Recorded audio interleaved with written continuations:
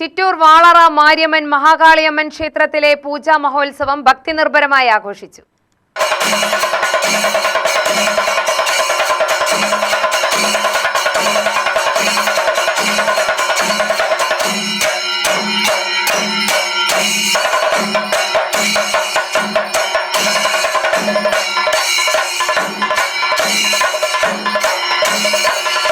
വർഷം തോറും നടത്തിവരാറുള്ള പൂജാ മഹോത്സവം മെയ് 5 മുതൽ 7 വരെയാണ്.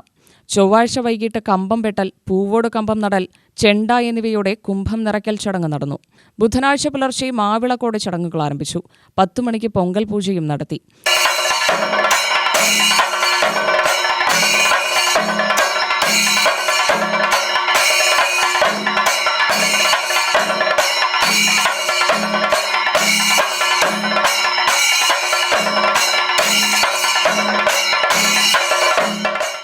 മഞ്ഞൾ നീരാട്ട്, നാടൻപാട്ടുത്സവം, വ്യാഴാഴ്ച അന്നദാനം, തപ്പട്ട, DJ സോങ് പാർട്ടി എന്നിവയും നടക്കും.